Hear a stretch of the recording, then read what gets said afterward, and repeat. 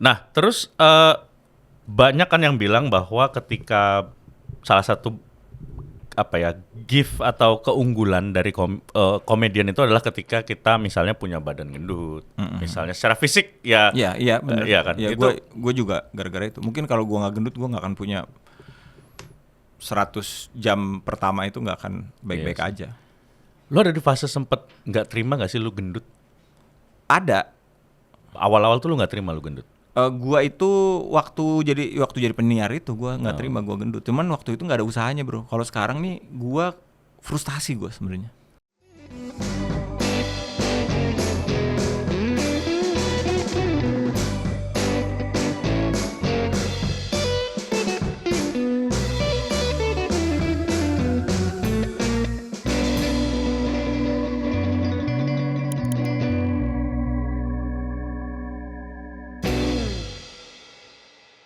Mana McDaddy-nya? Belum, Mas. Oh, belum. Sobat Nadir apa enggak? Ya. Oke. Ya namanya juga Banyak kita gangguan, syuting, banyak gangguan, banyak gangguan. Tidak apa-apa, kita kan bukan TV. Tapi Sobat Nadir terima kasih, kita ketemu lagi di episode terbaru dari Nadir Podcast bekerja sama Namanya dengan beneran Nadir? Iya, beneran. Kan staffnya kemarin di periksa KPK. Hah? Nadim? Salah, Mas. Salah. Beda. Itu beli laptop berapa triliun? Itu laptopnya banyak banget. Itu bisa menembus Indomaret tuh kayak laptopnya. Kembali lagi Sobat Nadir di Nadir Podcast episode terbaru, bekerja sama dengan Kaukus Masyarakat Peduli Kesehatan Jiwa tentu saja. Di mana kita di sini akan ngobrol dengan narasumber-narasumber yang luar biasa seperti yang sudah tadi sempat menyaut. Ada teman saya Mo Sidik yang sudah hadir di episode kali ini. Selamat datang Mo. Ya. Gue mau ngingetin Nadir. dulu. Hadir. Ya. Gue mau ngingetin dulu untuk Sobat Nadir yang nonton, kalau lu punya Sobat cerita yang pengen di share ke kita gitu, mau jadi narasumber kita, boleh banget, silakan kontak via DM Instagram di @nadirpodcast, ceritain nama lu siapa, terus sedikit sinopsisnya lah, ceritanya mau cerita tentang apa gitu. Nanti tim kita akan mengkurasi, mudah-mudahan bisa diatur jadwalnya untuk bercerita di sini. Itu logonya bipolar banget ya. Emang iya? Iya. Oh, bukan. Nah, Mas, saya kan host baru ya. Oh, iya. Tolong jangan dibedah nih logonya. Saya tidak tahu nih visi misinya nih gimana nih. I live with bipolar so. Oh iya, ini senyum, terus ini lagi Ini manic, ini Nadir. ya senyum, datar, sedih. Nah, ini udah flatline nih, meninggal. Mo Sidik ini adalah teman saya Sobat Nadir yang kita udah kenal dari 2011. 2011 kita. Iya. Artinya udah 14 tahun. Wow. Dan sepengenalan gue sama Mo, ini gue suka banget mengundang dia ke sini karena ini akan jadi obrolan yang belum pernah gue lakukan sama Mo soal mental health. Kita belum pernah ngobrol soal mental health. Karena kita kayak berbisnis selalu berbisnis, berkomedi, selalu ininya show ya. Showmanship, Show. show urusan sama gosip. Gosip perfilman. ya. Gosip perfilman. Kalau mau ada gosip ke gua, Iya. atau gua ada gosip, gua telepon No. Jadi mungkin yang belum tahu, pasti ada Sobat Nadir yang belum tahu, Mo Sidik ini adalah seorang stand up comedian yang sudah stand up dari 2011, bahkan sampai stand up di luar negeri, di Afghanistan, dan sempat tampil di Edinburgh Festival. Itu adalah festival komedi terbesar di dunia. Salah satu yang terbesar. Satu terbesar di dunia, Edinburgh, tahun 2023. 2017 sama 2023. Nah itu terus sudah gitu dia Insya juga Allah 2025. Amin. Ya. Itu dia juga menjadi produser, Ya. filmmaker lah intinya, pemain film, terus juga Karena cita-cita kita kan berganti ya. dari Dulu tuh pengen jadi stand up comedian, sekarang pengen jadi Ernest. Oh iya. Benar. Ernest pengen jadi tapi Ernest dan Radit udah selevel lah ya itu ya. Maksudnya ya bikin aja terus Iya, gitu, bikin apapun aja gitu. terus. Dan juga memiliki bisnis levelnya adalah international business. Gokil. Ya lumayan. Gokil. Tapi Stresnya juga international level. Itu kan. Tapi karena kita ngomongin soal mental health di Nadir Podcast ini, gue tuh ada sisi yang menarik ketika gue pengen ngajak lu, Mo. Buat Sobat Nadir yang belum tahu, Mo Sidik ini dulu pas SMA ya, dan sebelum-sebelumnya lu tuh nggak gendut kan? Gua tuh big bones. Gua tuh besar, tapi nggak gendut. Oke. Iya. Oke. Sampai SMA. Sampai SMA. Makanya gua atlet segala macam. Iya. Nah SMA, lulus SMA, gua kuliah langsung kerja. Jadi kuliah sambil kerja. Kuliah sambil kerja sebagai Kerjanya, penyiar radio happening nomor 1 di Bandung waktu itu gitu. Jadi kehidupannya ya, jet set. waduh, dah. Pokoknya itu kan belum ada TikTok dan lain-lain ya. Iya. Jadi kami itu setara penyiar radio itu setara influencer. Iya dulu. Iya. Iya benar. Bahkan mungkin iya ya setara. Itu kalau lokal, Iya. karena di Bandung ya, itu selebriti lokal. Selebriti lokal. I never pay for anything. Yang membuat dia menjadi gendut. Iya. Iyalah, dapat gaji. Iya. Lo Gajinya masuk, utuh. Lo masuk klub nggak pernah bayar tiket, segala macam selalu dikasih gitu Iya. ya. Terus any concert, lo pasti ada di Iya, sana. benar Iya. banget. Privilege itu semua Iya. didapatkan. Itu jadi zaman dulu tuh ya influencer itu ya penyiar, Benar, untuk level lokal ya. Ya. Untuk level lokal gitu. Nah, local hero. lokal hero. Terus ketika kuliah inilah fase di mana Mo Sidik akhirnya mengalami akhirnya jadi gendut ya Mo ya. Ya gendut. Itu menggendut. Menggendut sampai titiknya Sampai di tahun ya, keberapa yang lu merasa anjir? Actually 2 tahun yang lalu itu adalah abis pandemi, itu adalah masa gue paling gemuk. 168, 169. Oh. Itu kalau di skala ininya tuh di kedokterannya namanya morbidly obese. Morbidly obese. Ya, gue sekarang udah turun. Sekarang gue 145an, 147. Severely obese. Kalau 300 obviously obese. Are you nuts gitu? Are you nuts obese? Thinking man, mikir. Tapi kan maksudnya kalau lu nonton lu di Suci 1, Ya. kayaknya itu paling gede deh. Enggak Ya? Enggak. Ternyata kemarin itu after COVID Iya, ya. abis COVID parah. Nah, pertanyaannya adalah Karena terpengaruh semuanya. Kalau waktu itu mentally gue baik-baik aja, tapi COVID tuh gue mentally ill. Oke. Nah, nanti kita menuju ke situ tuh. Iya. Orang biasanya itu kan sering dibully atau ya diledekin gitu karena dia gendut kan Ya, dari kecil. dari kecil gue. Ya kan? Karena gue besar waktu kecil. Jadi nggak gendut tapi besar. Ya, Gede bongsor. sendiri gitu, bongsor Ya, gue juga gitu tuh. Ya. Gue juga gitu. Nah, ketika lu berada di fase sampai akhirnya gendut nih pas kuliah, lu sempet ngalamin fase kayak Enggak justru. oh enggak. Enggak. Jadi kalau gue boleh cerita, waktu kecil itu memang gue korban bully. Parah. Oke. Karena gue nggak pinter. Oh. Keluarga gue itu isinya semua orang pinter. Iya. Dukun. Kakak gue ada ini juga, ada yang lagi ngobatin pasiennya. Jadi kakak gue 7 itu Oke. pinter-pinter. Kakak gue, apalagi kakak gue yang paling dekat sama gue itu di Bandungnya jalur emas disebutnya. Oh. Jalur emas itu ya SMP, Akselerasi gitu. SMP-nya SMP bagus. Oh, iya, Jadi iya, SD iya. sama, Iya, iya. SMP-nya bagus, SMA-nya bagus, masuk ITB gitu. Oke. Kakak gue ada yang S2-nya Amerika gitu, ada Lu nih anak ke? anak bungsu. Oh, 7. Heeh. Pokoknya paling disappointment lah kalau gue itu di keluarga gue. Di keluarga lu berarti Iya, bego gue. Jadi sampai dulu tuh teman-teman SD gue itu ada panggilan buat gue nya Deblo. Gede bloon. Karena tolol bro gue waktu kecil. Emang goblok, nggak pernah ngerjain PR, males gitu. Terus kalau dihukum cengar-cengir segala macam. Sampai guru gue tuh, wali kelas gue sampai bingung nih gimana cara menghukumnya. Tau gak cara dia menghukum gue terakhir kayak gimana? Gimana? Gue dihukum di depan kelas kakak gue. Hah? Jadi Pindah ini anaknya nggak bisa dipermalukan. Iya. Kakaknya kita permalukan. Anjir.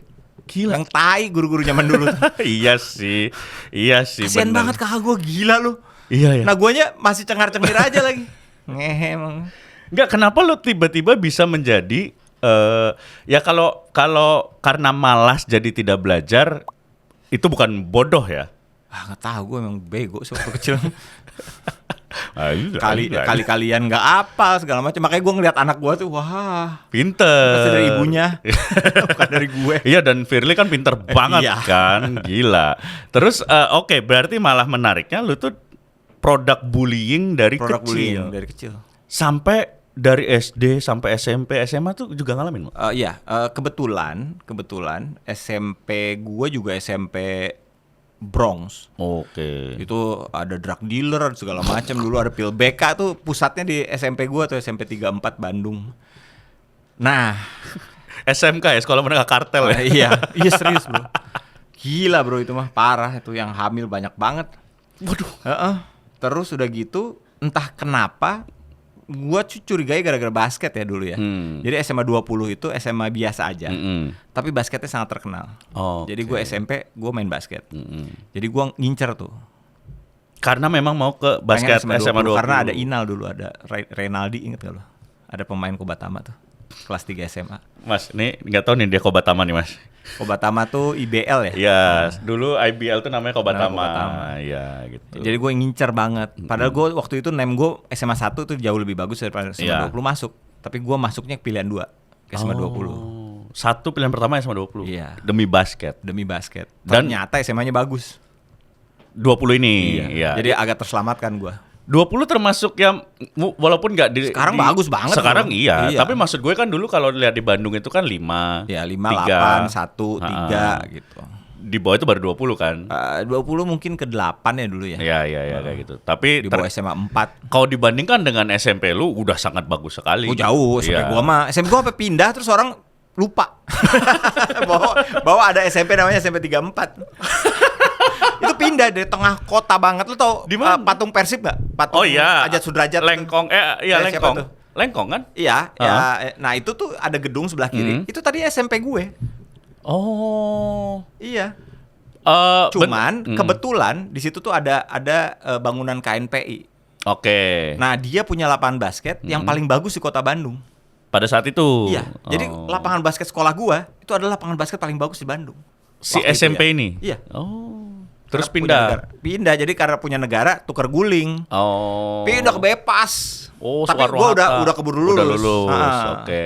Jadi udah lupa orang bahwa di situ ada SMP 34. Jadi orang, SMP lu di mana? 34. Di mana? Di mana tuh? SMP 34 gitu.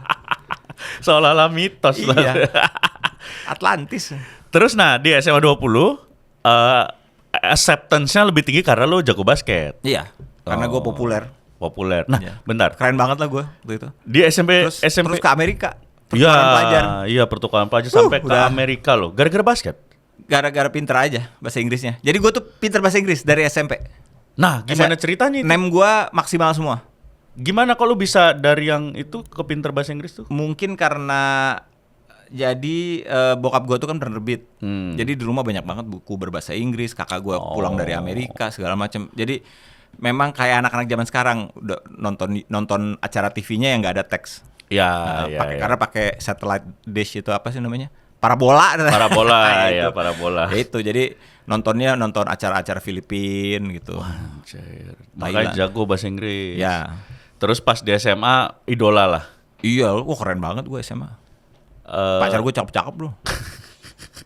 Si Firly itu 20 juga ya? Enggak lah, dia SMA terbaik di Jakarta lah bro. Oh Jakarta 8 bener. Bro. 8 ya.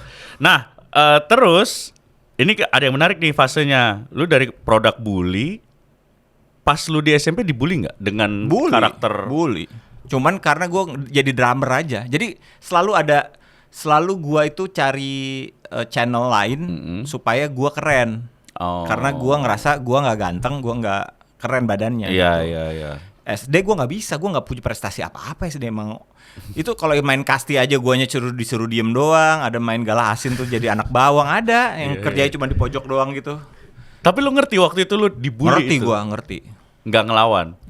Enggak, ya gak gimana. Iya sih. Sampai saudara gue pernah datang ke sekolah, terus mereka ngelihat, mereka cuma sejam lah ya di sekolah gue.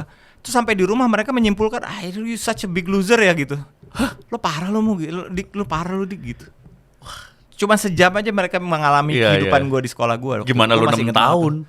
Iya, jadi SD tuh beneran gue, wah gila loh. Apa yang dulu pernah kejadian yang diperas, sering dipalak sama kakak kelas segala macam.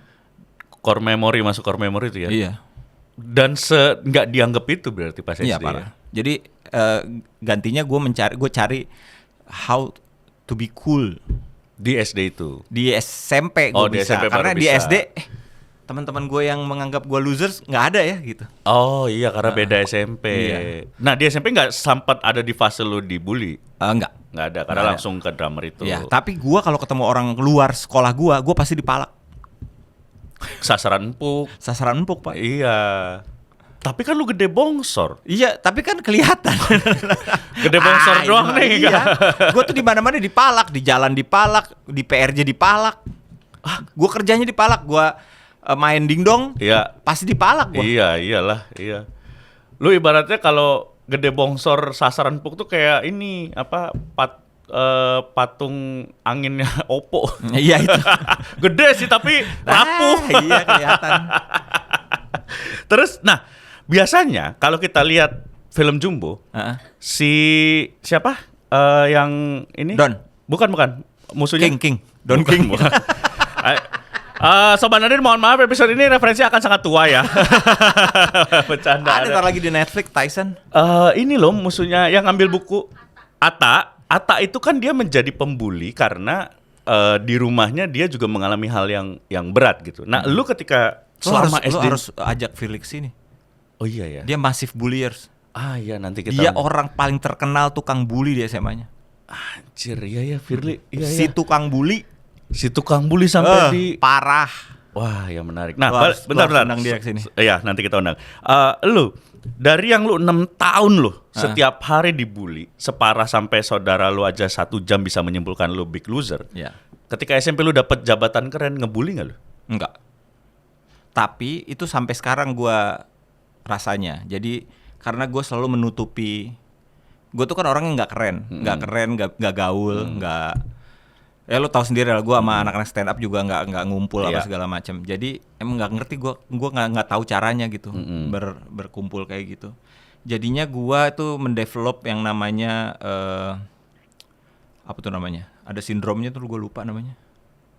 Antara kalau jadi impostor syndrome. Apa tuh? Jadi ngerasa emang gue tuh berpura-pura aja gini. Misalnya gue keren itu juga sebenarnya nggak sekeren itu. Oh. Gue tuh. Oh itu ada nama sindromnya tuh. Impostor syndrome namanya. Impostor itu gara-gara apa impostor? Impostor syndrome. Gue tadi ngomong apa? Impostor apa Imposter. Oh, imposter. Impostor syndrome. Kalau postur itu postur ya. Impostor syndrome. Gue kira impostor syndrome, jadi dia jadi pastur. Bukan mas. Impostor kan penyelinap ya. Jadi kayak imposter. Iya imposter itu kan. Iya palsu.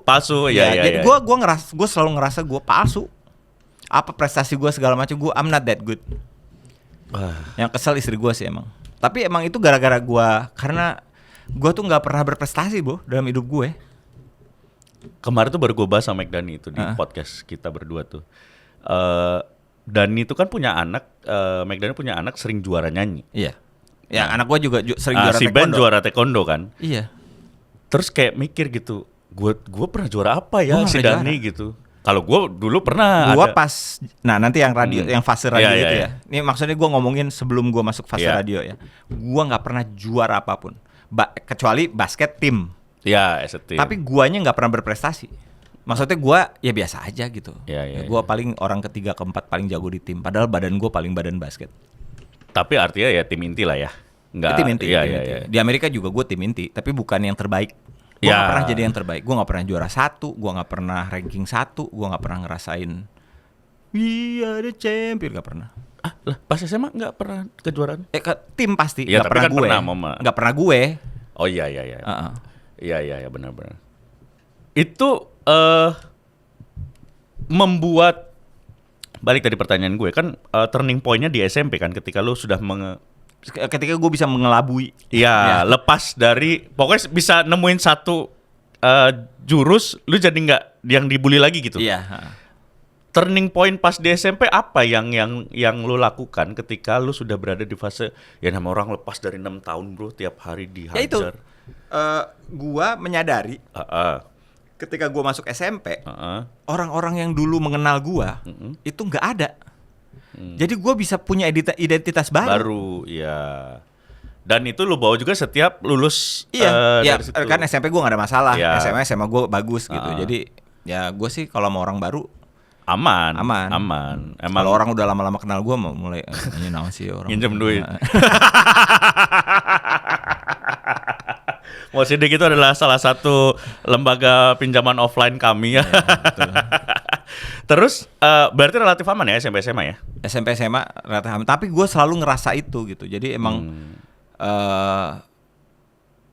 gara-gara peristiwa dan ini kebodohan ini ya juga sangat, kakak-kakak gue juga sangat mengendorse. Kakak gue itu pernah taruhan bro, gue masuk negeri apa enggak. Taruhan mereka adeknya nih masuk negeri apa enggak. Taruhan yuk, si Sidik masuk negeri apa kagak. Ya karena dulu patokannya kan negeri itu berprestasi ya. Iya. Dulu tuh. Dan tapi lu membuktikan bisa. Iya, jadi gara-gara basket, gara-gara gue jadi drummer. Tapi ya akhirnya gue nyarinya yang gitu-gitu gitu. Karena gue nggak bisa menutupi, gue tuh bego. Enggak lah. Secara akademis. Ya mungkin karena emang nggak tertarik aja gitu. Bego gue bro. Kalau lu bego lu nggak bisa jadi produser anjir. Nggak bisa jadi komik. Enggak juga. Iyalah. Iya, itu street smart lah mungkin. Iya. Tapi kan survival skill ya. Gue kemarin anak gue kan lagi belajar kali-kalian sama bagi-bagian kan. Biasanya kan Firly tuh, Firly yang bikin soal, ntar anak gue yang si band yang ini jadi. Nah kemarin kan Firly lagi nganterin ya anaknya cewek lomba di Jakarta. Jadilah tuh 3 halaman soal. 4 penambahan, pengurangan, perkalian, pembagian. Ini. Tau nggak cara gue ngecek jawabannya gimana? Gue foto, gue chat GPT. Ini sih kalau korek apa enggak? Ini korek. Anjing. SD mau. Masa lu gak bisa sih sama tambahan kali-kalian kurang-kurangan? Nah, jadi kayaknya gue bukan bego tapi males. Iya, emang lu males. Tambeng. Aduh gila lo, kata gue asik banget ya. Gue bisa liatin buktinya. Korek. Jangan-jangan itu dilakuin guru-guru juga sekarang ya? Iya bisa jadi. Tapi oke, SMP SMA relatif smooth lah lu lewatin. Tidak ada pembulian gitu. Ya. And then lu masuk kampus Katolik di Unpar. Ya. Relatif aman lah, nggak ada. Oh enggak, itu mulai sebenarnya SMA tuh gue mulai susah tuh karena mulai banyak, kalau gue suka sama cewek tuh ceweknya kayak enggak gitu. Padahal lu berprestasi anak basket kan? Iya. Masih gitu ada penolakan gitu. Nah, jadi orang tuh kalau kenal gue gampang bro.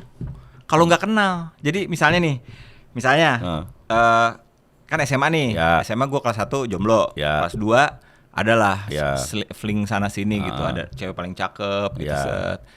Terus udah gitu gue ke Amerika. Nah pulang dari Amerika gampang.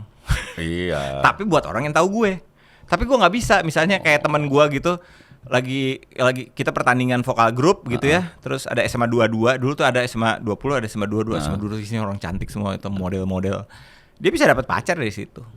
Lu nggak bisa? Nggak bisa. Karena nggak tahu lu. Ya karena gue nggak tahu gue siapa. Iya, mereka nggak tahu lu siapa. Tapi kalau di sekolah gue itu gampang. Oh, oke. Nah bentar, lu ke Amerika berapa lama? Setahun lebih dikit. SMA ya? SMA kelas 3. Jadi balik gue jadi kelas 3 lagi. Oh ya. Nah, karena gue pengen masuk ITB. Kakak gue kan masuk ITB. Ya. Nah gue pengen UMPTN. Ternyata nggak lulus juga. Masuk Unpar. Padahal kalau gue pulang nggak perlu ngulang kelas 3 lagi. Bisa gue langsung masuk Unpar bisa. Iya. Nah di Amerika pada saat itu ada stigma kayak Asian people kayak sekarang nggak sih? Mereka malah kaget Asian people-nya kayak gini. Terus udah gitu gue di sana kan lose weight gara-gara gue ikutan semua olahraga kan. Gue jadi pemain basket juga di situ, main golf, apalagi gue jadi atlet apa ya, macam-macam lah. Lose weight itu jadi tinggi kurus berarti lu? Jadi ideal. Jadi gue 178 cm, berat gue 68. Oke, tapi nggak ngalamin pembulian lah ya di sana? Enggak lah. Ya bully karena gue orang asing aja. Cuman karena itu kota kecil, isinya kampung, jadi kampungan. Barang-barang kita kan barang-barang Jepang bro. Mereka mah seumur hidup nggak pernah lihat yang headphone yang masuk ke telinga. Mereka taunya yang gini kan. Oh jadi, so you are so cool gitu. Nggak tahu Walkman Aiwa. Iya. Pada saat itu. Terus akhirnya balik ke Indonesia. Pas masa kuliah ini ada kuliah. Terus lu, wah ini nih mulai berprestasi nih. Mosidik mulai berprestasi di masyarakat. Kuliah itu gue frustasi karena gue nggak pinter. Sedangkan isinya anak Unpar HI itu pinter-pinter. Lu semester 1 IP lu berapa? Nasakom gue nasib 1, Iya, berapa? Iya, saya ingat 1,7. Oh masih bagus, gue 126 mau semester Artinya cuma 1. boleh 12 SKS ya? Iya, Semester 15. Oh, gue cuma Kalau di bawah 12. 2 15 IP-nya. Kalau gue cuma 12, kami dulu jadi 12. Oh, gue semester 1 126, semester 2 naik 129. Oh. Semester bisa 3 lu lulus 167. kan? Lulus, tapi kan kita 4 semester IPT. IPT 2,0 30 SKS terbaik kan, 30 dicarinya itu. Gue lolos tuh. Oh. IP terbaik. Jadi terancam DO juga waktu itu di Unpar. Sempet, cuman lulus terus. Nggak pernah gue mulai membaik IP gue 2, tuh di semester 4. Oh iya. Jadi dulu Sobat Nadir, maksudnya Unpar itu termasuk strict soal nilai. Strict Karena banget mereka soal. baru buka D3. Oh. Iya, waktu zaman gue baru buka D3. Jadi anak-anak S1 yang jelek-jelek dipindahin ke D3. Iya, lu masuk di HI. HI. Lulus di D3. Bisa gitu ya. Beres lah ya, jangan bilang lulus ya. Ah, Beres lah. iya lulus kan? Aduh, itu nggak ada. Ijazah lu ada? Nggak. Kayak Jokowi lah. Asli. Coba lu cek di Bareskrim ijazah lu ada. Terus di HI nih pusing apa maksudnya penyesuaian stres gara-gara akademis. Akademis. Terus gua abis itu jadi semester 1 mau jadi semester 2 gua masuk Radios, gua keterima di Radios. Oke. Wah gila, lu dedikasinya harus tinggi banget di radio. Ya, benar, nah itu gua nggak bisa ngimbangin. Sehingga keteteran nih kuliah. Keteteran kuliah gua. Oke. Gara-gara gua di radio, tapi gua punya penghasilan. Jadi gua itu semester 5 pindah D3 bayar sendiri. Oke. Ya, udah bayar sendiri kuliah. Nah, ketika lu pertanyaan gua adalah, lu kan berarti waktu masuk OS awal itu secara berat badan mah masih bongsor doang kan? Enggak, gua gila-gilaan masuk OS pertama kali itu buang. Langsung dalam Langsung waktu soalnya gua nggak olahraga, gua berhenti basket segala macem, langsung instan. Berat gua sampai 100 waktu itu. Coba ceritakan waktu itu yang soal lu minum teh botol gimana? Minum teh botol gua itu ya jadi pulang ke Indonesia baru nyadar bahwa teh botol enak. Jadi teh botol itu gue saking ngefansnya, zaman dulu teh botol nggak ada yang plastik ya. Iya, beling. Semuanya beling. Jadi 3 biji itu gue taruh di tangan gue gini, sedotannya nyatu di atas gini. Itu cara gue minum teh botol.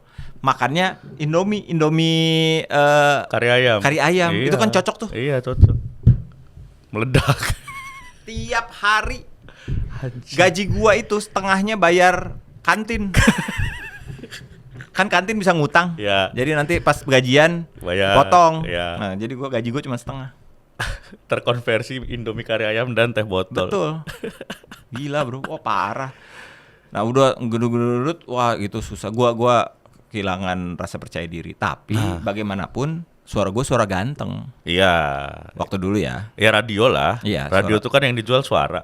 Jadi gua tuh sangat tertutupi sama itu. Tapi sempat ada di fase lu kehilangan percaya diri, Mo?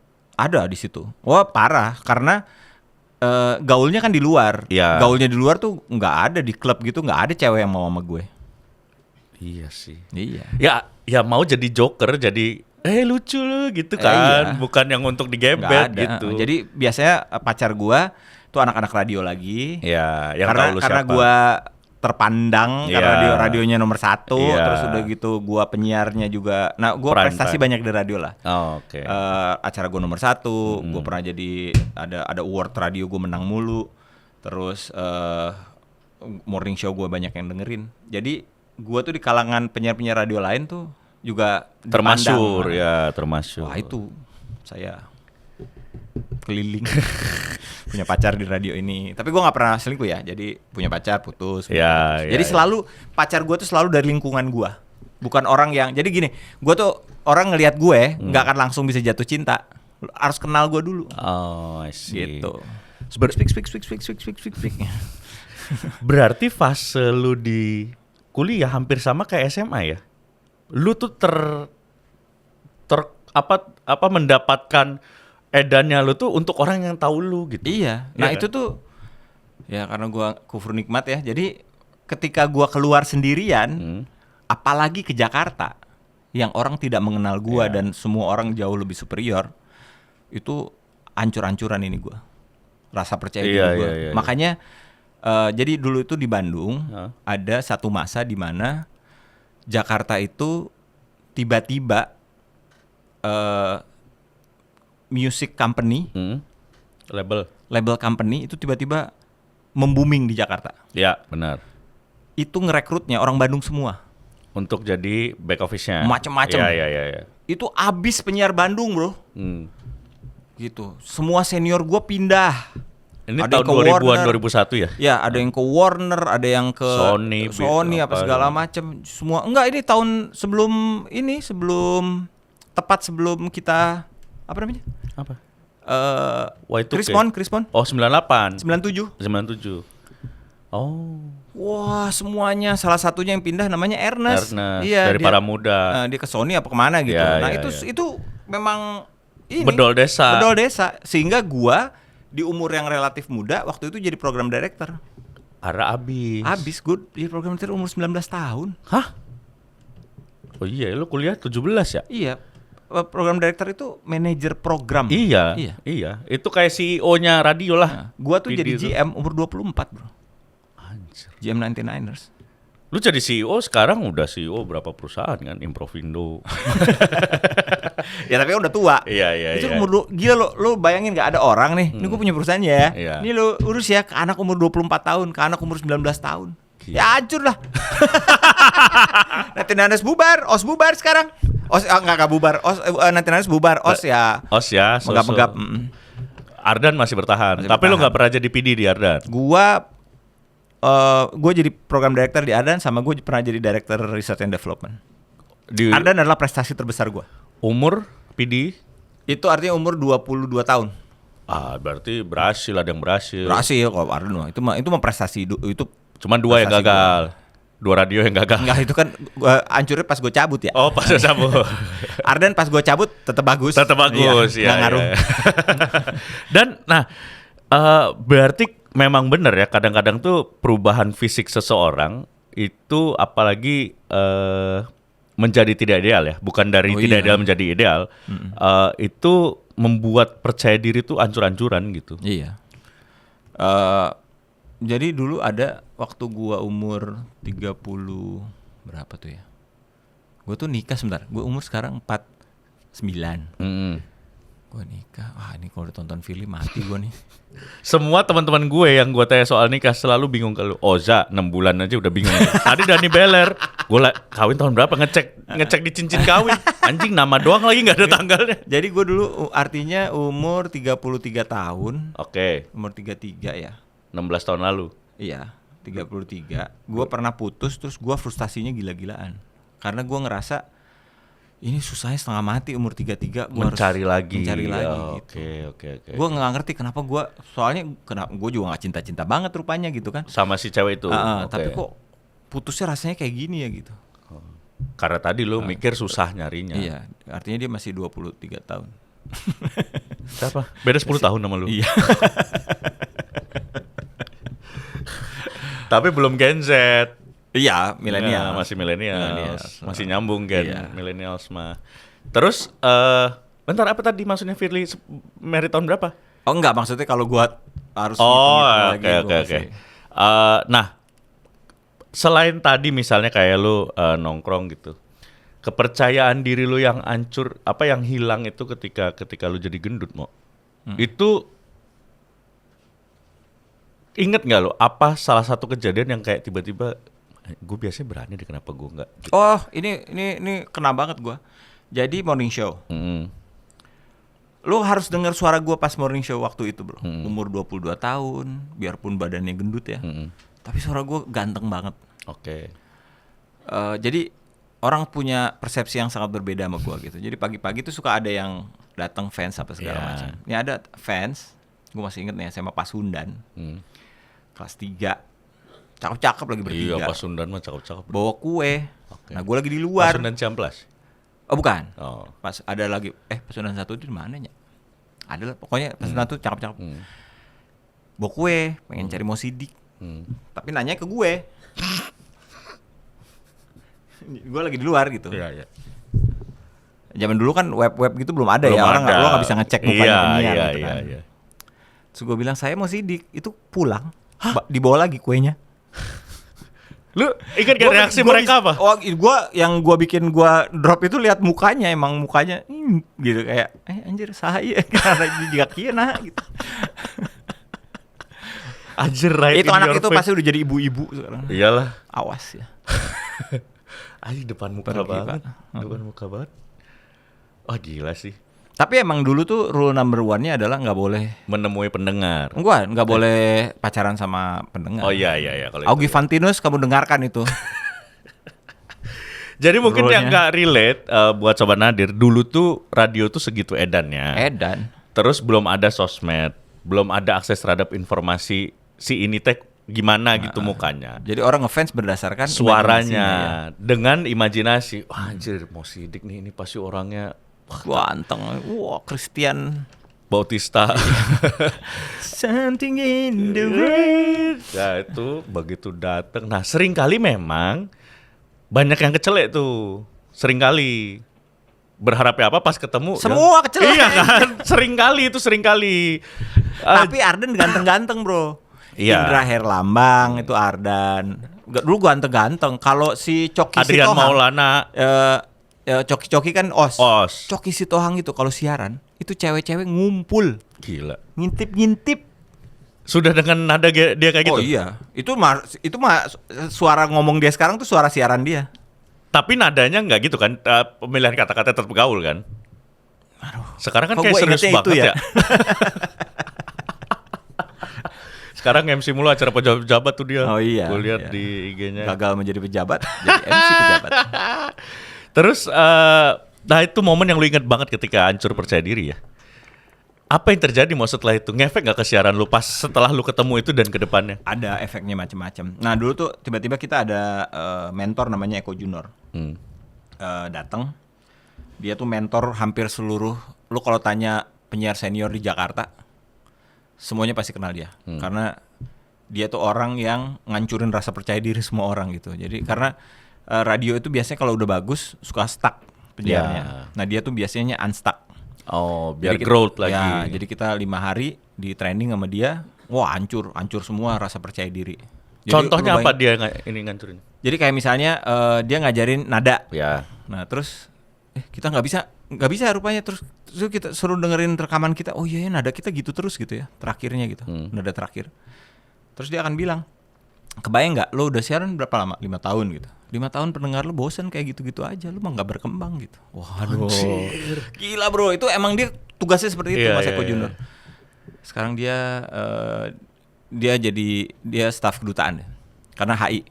Oke. Ya. Tapi lu nanya siapa Ari Tulang, siapa yang penyiar-penyiar zaman dulu tuh, semua pasti kenal Mas Eko Junior. Semua pasti pernah diinjak-injak sama dia. Si rasa percaya dirinya. Nah itu juga, lu bayangin guanya nggak percaya diri sama badan gua. Radio adalah tempat gua berlindung, bersembunyi di balik meja siar itu kan dulu sebutnya gitu. Lu berlindung di balik meja siar sih ya. Tiba-tiba itunya juga Dihajar. taken away from me gitu. Wah itu frustasi. Gua 2 minggu nggak mau siaran. Oh iya. Wah, gila sih. Iya sih. Itu Makanya ketemu Eko Junior gua cium tangan. Gua dulu waktu dia di kedutaan Singapura, kalau ke Singapura bawa batagor gua. yang kita show itu di Singapura. Oh enggak, dia udah enggak. Oh, di udah Singapura. beda. Dia itu lagi di Jepang itu. Oh. Gua waktu ke Jepang juga ketemu dia. Kirain bapak yang waktu kita show improv di Singapura. Bukan. Oh. Itu Isman. beda Mas, beda. Isman HS, S-nya Singapura. Lo mungkin kalau lo undang Isman lo bisa ngobrol soal anxiety. Bisi gering saya tahu. Terus momennya apa mau ketika lu apa yang lu lakukan untuk memperbaiki itu pada saat itu gitu dengan lu hancur dari sisi apa dari sisi pendengar gitu ya terus dari sisi dalamnya lu juga dihajar gitu gimana cara lu bounce backnya? Nah, gue lupa tuh waktu itu. Tapi yang gue inget tuh gue 2 minggu gak mau siaran. Terus akhirnya siaran lagi. Karena gue hobi siaran, gue suka siaran gitu. Jadinya ya kembali seperti awal. sehat Tapi gitu ya. guanya jadi lebih mempersiapkan diri, jadi berlatih. Pas lagi iklan tuh bukannya keluar ngobrol ngadang ini, gue lebih latihan. Jadi nggak ngegampangin. Iya, betul. oke. Menurut gue menjadi penyiar yang jauh lebih baik. Oke. Nah terus kan fase lu siaran terakhir tahun berapa ya? Terakhir pas nikah, itu hari terakhir gue siaran. Jadi gua nikahnya Sabtu, hari Jumat. Rabunya, Rabu malamnya itu terakhir gua siaran. Itu tahun berapa sih Merit? 2000 Tadi belum kejawab soalnya. 2009. Oh 2009, oke. 2009. Ya. 2009. Iya 2009. Terus, nah kan lu mulai stand up-nya 2011 ya, 2 tahun berarti jedanya tuh. Stand up tuh Oktober 2011. Iya 2011 kan. Gua nikah Agustus 2009. ya. Kan ini selama memang lu di dunia entertainment, tapi kan lu Apa 2008 ya? Itulah pokoknya. Jangan ditonton sama Philip. Pokoknya 2008 2009 lah antara. Oke. Kan lu selama di siaran atau radio yang lu bener-bener kayak forte lu, itu kan sebenarnya tidak berkomedi ya. Komedi. Gua tuh dikenal gara-gara komedi, gara-gara Oh, lucu. oh. Gua siaran pagi tuh sendiri, Bro. Iya. Gua dapat partner malah Nggak ya jalan. kejadiannya kayak waktu sama Tata itu. Iya. Gue jadi zolim. Iya. Gue kan dibenci tuh sama radionya. Karena nggak bisa, gue selfish banget. Iya. Dan stand up comedy cocok sekali dengan karakter itu. Iya, betul. Oh, Mau Sidik in the Morning dulu coba namanya. gila. Nama acara gue. Dan nomor 1 ya, Nomor 1 di Bandung. head to head sama. Kalau setiap hari Kamis head to headnya sama Ernest. Oh iya, Ernest Ya. ya. Termasuk number 1 juga di morning show ya. Iya. Para dia muda. morning show para muda. Lu di Ardan itu. Gue di Ardan. OS Oh, Os mah udah lewat ya. Nanti Os itu sebenarnya bagus dulu. Siapa sih namanya? Anissa Pohan. Bukan. Ada penyiar Prambors pindah ke. Oh, Jadi oke. gue tergeser tuh gara-gara dia. Oh. Gue morning show Os, dia pindah ke Bandung. Hmm. Ya Os kan Jakarta minded ya. Dia jadi morning show. Gue siaran sore, gue udah nggak dapet soulnya. Iya. Gue pindah ke Ardan. Di Ardan Pagi. program director gue almarhum bilang, lu mau balas dendam nggak? Gitu. Lu morning show ya? Gitu. Morning show. Dan akhirnya terbalas kan. Ya. Jadi gue weekdays, weekendnya tuh Ogi Fantino sama Victor namanya. Oh, oke. Nah, selama lu di stand up nih, kan salah satu ilmu yang kalau gua pelajarin ya di stand up itu adalah ada ilmu berdamai kan. Iya. Ketika kita di panggung nggak lucu, ya udah terimain aja gitu. Masih ada panggung lain, cari di panggung lain gitu, misalnya kayak gitu. Terus atau di panggung lagi mau punchline ternyata ada gangguan segala macam, berdamai. Gue kenal kata berdamai dari stand up. Yang lu perjalanan tadi dari lu dibully and then hancur percaya diri pas kuliah dan siaran, itu di stand up ada efeknya nggak, menjadi lu lebih berani kah, atau justru di stand up ketemu lagi dunia baru yang lebih rimba? Nah ini yang gua nggak ngerti di stand up itu adalah jadi waktu siaran gue juga gitu, tiba-tiba ada momen kliknya gitu. Di stand up gue mengalami itu, tiba-tiba ada momen klik aja, apapun yang gue lakukan dapet. Iya. Pas gue mencoba bahasa Inggris, hilang lagi si momen kliknya. Nah setelah 3 tahun 4 tahun dapat lagi tuh momen kliknya Di bahasa Inggris. di bahasa Inggris. Oke. Udah tuh, itu yang menurut gua bikin kalau si moment of click-nya itu mungkin terlambat sedikit aja, mungkin gua udah tinggalin. Stand up ini ya. Lu dapet pas masih di kompetisi berarti? Enggak, justru enggak. Di kompetisi lu nggak dapet momen Enggak. kliknya? Abis kompetisi tuh gua nggak lucu, bro. Ah, emang iya? Enggak, abis kompetisi tuh gua nggak lucu sama sekali. Gua gagal berkali-kali. Oh, tapi Jom mah kenceng ya karena belum banyak ya pelakunya ya. Iya. Lu yang ke Afghanistan kan pas after suci kan? Iya, tapi itu udah klik gua. Oh, udah klik Udah lagi. klik. Iya, Itu jauh abis after suci. Gua ke Afghanistan kan sebelum Itu sebelum gue suci, gue suci aja 2013. Itu gue inget masih open mic di Bobber. Kita tuh pas lagi open mic dapet info lu lagi terjebak di bunker. Oh iya. Tapi gua udah bahasa Inggris itu.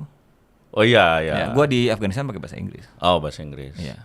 Nah, terus banyak kan yang bilang bahwa ketika salah satu gift atau keunggulan dari komedian itu adalah ketika kita misalnya punya badan gendut, misalnya secara fisik ya. Iya, benar. Iya kan. Ya, Itu gue juga gara-gara itu. Mungkin kalau gua nggak gendut, gua nggak akan punya 100 jam pertama itu nggak akan baik-baik aja. lu ada di fase sempet nggak terima nggak sih lu gendut? Ada. Awal-awal tuh lu nggak terima lu gendut. Gua itu waktu jadi penyiar itu gua nggak terima gua gendut. Cuman waktu itu nggak ada usahanya, bro. Kalau sekarang nih gua frustasi gue sebenarnya. Sekarang lagi di fase frustasi. Frustasi karena gue this is probably the hardest work that I do. Iya sih. Semuanya dietnya segala macam, semuanya nggak berhasil gitu, cuman gampang banget. Kayak yang sekarang ini gue lakuin ya, turun 7 kilo gitu. Gue melenceng dikit aja naik 3 kilo gitu loh. Iya. Terus udah gitu bingung gue, nggak ngerti. Masnya gimana nggak melenceng, Mas? Kemarin kita makan siangnya pesan 2 menu tuh, antum soto Betawi sama sate Taichan. Enggak, maksudnya gini, itu kan gue makannya cuma sekali sehari. Oh iya, mau lagi sekarang sehari sekali. Low carbs, nggak ada carbs sama sekali. Iya benar. Enggak, tapi itu kemarin tuh efek. Jadi kayak kenapa gue makan kerupuk segala macam itu sebenarnya gue nggak. Tapi gue work so hard, man. Iya. Gue tahu banget mau gila sih. Dan itu tuh frustasi. Apa? Nah ini. Capek banget gitu masak tiap hari. Ada momen apa yang sampai lo akhirnya frustasi di saat ini, Mo? Iya itu berat badannya nggak turun-turun lagi. Jadi dulu gini, sebenarnya gue nggak tahu apakah gue ini kufur nikmat atau gimana. Jadi dulu ketika itu susah banget nurunin berat badan di bawah 150. Oke. Itu menurut gue adalah titik psikologis gue. Gue ingat waktu itu diet gue masih eating reorder. Gue ngomong pas gue ngelewatin 150, gue merayakan tuh dulu. Gue ngomong ke coach gue, alhamdulillah nih. Terus berhenti di 145. Stagnan di situ, plateau di situ, naik lagi 158 dalam waktu singkat, gitu. Itu mati-matian nuruninnya. Terus akhirnya gue ikutan diet yang sekarang autophagy. Autophagy ini sebenarnya gue nggak begitu frustasi karena gue menikmati hasilnya. Si sharp mind, gue udah bisa baca buku lagi segala macam. Mental clarity. Itu diet tuh ngaruh. Iya, lu sekarang dibanding diet sebelumnya, lu sekarang diet yang menurut gua lu nya paling oke dah. Iya, tapi berat. Iya banget ya. Karena harus masak sendiri. Iya, itu. Harus namanya apa sih? Harus food prepping. Oh. Capek banget karena gue tinggal di 2 alam, Bandung dan Jakarta. Iya, benar. Kalau di Bandung food prepping gampang. Yang berat di Jakarta. Iya, di Jakarta. Gue masak di kantor. Terus habis meeting sepanjang hari. Iya, nggak sempat. Masa bawa kompor? Tapi gue kenal Mo dan mungkin 3 tahun. No. Ya, gue fitness tiap hari, bro. Mungkin 2 tahun terakhir ini gue lumayan tiap hari. 2 tahun ini gue lumayan intens tahu dietnya mau apa gitu. Dari yang eating reorder tahun lalu kan. Pokoknya zaman Improv Indo Comeback lah sampai sekarang. Dan gue sih ngelihat banget mau segitu beratnya ya untuk melakukan itu. Ya karena diet gue sekarang ini memang tujuannya biar sehat, biar semua badan gue enak. Gue kan udah boyot, udah susah. Lo bayangin gue atlet basket dulu. Iya, Mo tuh jago banget basketnya. Gue kaget waktu kita dulu pernah main di Bandung yang sama anak-anak Bandung ya nggak lo? Zaman gue kayak masih tinggal di Bandung itu. Oh iya malam-malam ya. Malam-malam sama Uus sama Fandi Bakri tuh. Iya. Gue liat anjing sih Mo jago banget gue. Iya itu masih ada itu. Sekarang nggak bisa kaki gue. Gue kemarin cek lutut gue 150 juta nih. Gue harus cari uang 150 juta nih. Itu efek yang Dokter Jo, dok. Sabar ya dok. Itu ternyata efek yang baru muncul yang tidak, ya maksudnya jadi kayak tambahan pressure ya. Iya, karena bagaimanapun lu kan melakukan, gua hustling meeting setiap hari, pengen jadi ini jadi itu. Yang pertama ya cari uangnya, terus nanti kan gua harus bisa nikmatin itu gitu. Kalau nggak sehat ya susah. Iya. Gua sih ngerasa gue sehat ya sekarang, tapi tetap harus turun, bro. Iya. Ini si dokternya sampai frustasi ngeliat lutut gua gimana ya nih cara ngomongnya gitu. Ini kita mau operasi mau apa segala macam, kalau badan lu nggak turun ya. Itu karena pada saat lu gendut lu olahraga nggak tepat ya. Jadi sendinya kan abis ya. Terus kan olahraganya nggak diem doang nggak. Iya maksud gue karena jadi lu nggak bisa lari kan. Lu nggak bisa olahraga lari kan gitu. Lu lutut tuh kunci banget olahraga juga sih. Semua. Iya kan. Aduh gila ya. Dan ini momen-momen terfrustasi lu nih. Iya sekarang nih. Karena pain. Iya sih. Gua melakukan apapun itu painful si lututnya. Sampai akhirnya gue suka nggak peduli aja. Kalau ada yang mau endorse lo liposuction, Nggak bisa gue liposuction. oh nggak bisa. Nggak bisa. Gue harus nurunin berat badan 30 kilo dulu baru bisa liposuction. Oh. Yang bisa gue lakukan sekarang adalah yang gastro. Ada yang di staples, ada yang dimasukin balon. Nah itu bisa gue. Oh kayak ini Teh Meli. Ya bisa. Terus jadi segini. Gue ngelihat, tapi gue kayak akan aneh ngelihat lu berat badannya ideal deh, mau pasti akan kayak biarin aja kalau gue sih udah. Iyalah, ya maksudnya gue sebagai teman pasti happy, cuman pasti ada butuh kebiasaan ngelihat gitu. Iya. Dan Tapi yang paling cepat turun itu memang air. Jadi gue kalau pertama diet tuh gue pasti wah 7 kilo. Kalau di grup WhatsApp grup para pediat itu paling berprestasi. Karena paling cepat air duluan. Langsung tirus gitu kayak orang narkoba. Nah, lemak-lemak ini yang agak susah. Berat. Karena lu juga terbatas dulu tuh tadi ya, jadi nggak maksimal ya. Kalau kita lihat Panji kan dia lumayan kenceng karena bisa lari kan kayaknya. Rutin lari. Iya. Tapi kan dia nggak segemuk gue. Benar. Dan apa yang lu di tengah depresi lu ini menghadapi hal ini yang lu lakuin apa? Ya sekarang jadi autofagi itu si dietnya itu nggak bisa dilakukan terus menerus.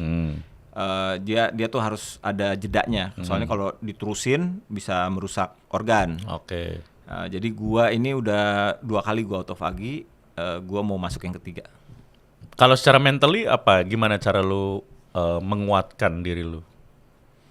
Ya ini juga masalah mental itu ya. Mental itu kan gue tuh punya masalah sama internal dulu. Nah sekarang itu lagi banyak eksternal. Bagaimanapun ekonomi di Indonesia ini tidak baik-baik saja. Ya, gitu. Betul.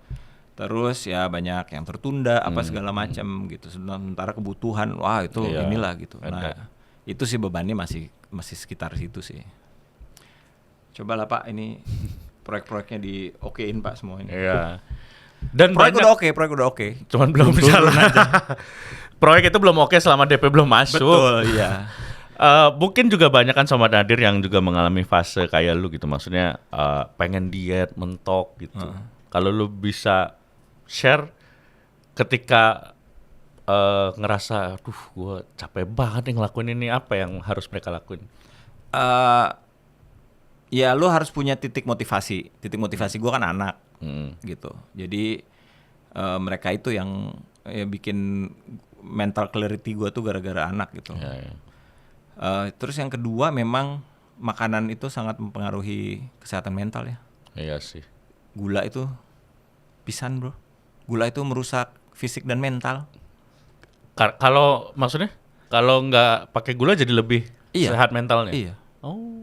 Gue tuh baru bisa baca lagi kan dulu udah lama. Rupanya baca ini gara-gara si brain fog ini emang gara-gara makanan gue. Pas gue mengubah cara diet gue, waktu gue eating reorder aja gue masih belum bisa baca. Oke. Itu karena eating reorder semuanya masih ada karbohidrat segala macam. Pas gue autofagi itu kan beneran makan daging doang, protein hewani aja. Kebuka semuanya. Jadi bisa fokus gitu ya. Oh iya, super fokus namanya, hyper fokus. Gua banyak menyelesaikan segala macam proposal dan lain-lain itu di waktu gua si autofagi diet itu. Oke. Dan ya karena tujuannya kan si sel-selnya meregenerasi sel baru itu, si autofagi itu. Iya. Jadi mental clarity gua dapet di situ. Si brain fog-nya hilang. Iya. Gua dulu nggak selancar ini ngomongnya. Iya sih. Iya. Lo mendengar gua gak? Iya. Ya sekarang enggak. Dan lebih nggak cepet ngantuk ya. Nah iya dulu ngantuk kan. Iya. Dulu fatigue. Iya, fatigue lelah sekali gitu ya. Nah masalahnya adalah di pola tidur sekarang gue punya masalah. Karena gara-gara kalau lagi menjalani dietnya tuh si autofaginya otak lu nggak berhenti kerja. Iya. Karena fokus sekali kan. Iya, jadi nggak boleh jam 7 itu lu bekerja. Karena pas lu tidur masih kerja. Iya, angkanya ada di kepala lu nya mikirin ini mikirin itu masalahnya. Lah tapi bukannya kalau emang udah kebiasa gitu, walaupun kita nggak ngapa-ngapain dalam jeda waktu tertentu, pas tidur kepikiran lagi gitu. Iya, karena lu punya ide-ide gitu Iya loh. kan? Terus lu pengen bangun lagi terus lu Iya, balik lagi. Iya.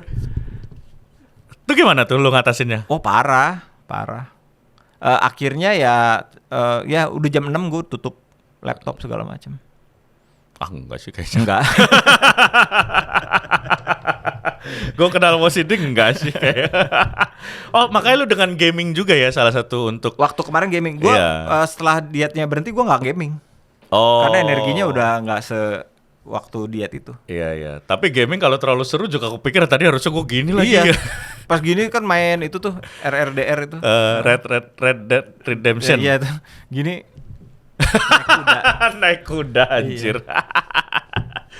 Oke lah, jadi itu Sobat Nadir bagaimana Mosidik transformasinya physically and mentally dan bagaimana cara dia menghadapi ketika mengalami fase-fase sulit. Mudah-mudahan ya lu bisa menjadi ada yang bisa dipelajari dari cerita Mosidik tadi. Nah, sekarang kita akan memberikan ini bingkisan dari Nadir. Yoi. Kan lu tadi udah bilang sekarang mental clarity-nya lebih oke. Oh, gue bisa baca buku sekarang.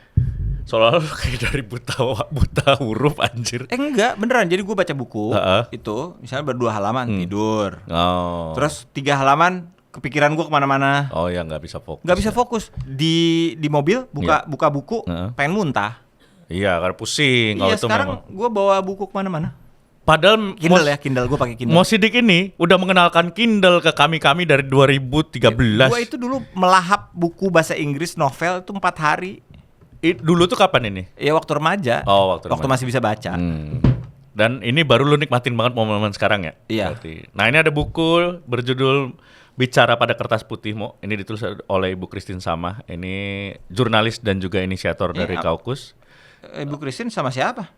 Beda Mas, itu namanya. Oh, kirain Ibu Christine sama tapi nggak ditulis gitu. Bukan. Sendiri dia menulisnya. Ini dari cerita-cerita narasumber dari berbagai macam background yang pernah datang ke Nadir Podcast, diambil intisarinya gitu. Lo dulu dia host ini? Bukan. Nanti lo bikin ini juga dong? Saya kurang paham ya. Saya host baru Mas, belum sampai ke situ nih meetingnya nih. Tapi gue sama seperti tamu-tamu sebelumnya, gue akan menutup dengan satu pertanyaan yang mana setelah lu jawab boleh lu jelaskan kenapa atau enggak lu jelaskan juga nggak apa-apa. Pertanyaan adalah apakah lu bahagia dengan hidup lu hari ini? Bahagia. Oke. Mau lu jelasin nggak? Nggak apa-apa. Enggak, this is like the perfect time of my life right now. Terima kasih, Bro. Thank you so much. Teman-teman, jangan lupa untuk follow Instagramnya Mosidik untuk tahu update-update-nya. Karena waktu Instagram gua itu gua devastated juga. Oh iya, Instagram ke-hack orang Turki ya. Iya. Terima kasih Sobat Nadir yang udah nonton episode kali ini. Kita ketemu lagi di episode selanjutnya. Dadah. Terima kasih. Bye-bye.